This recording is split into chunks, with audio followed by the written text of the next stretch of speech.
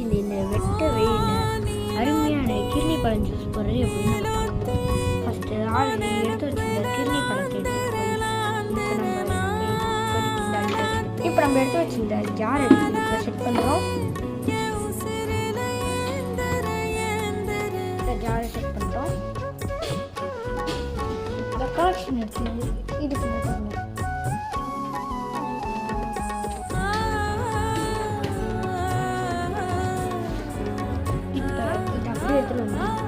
ஜாருக்குள்ள போடணும்.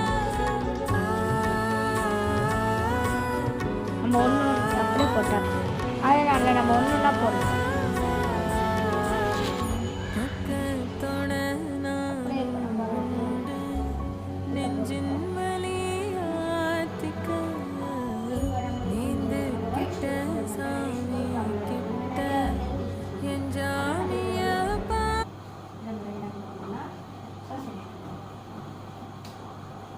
ஓகே, நம்ம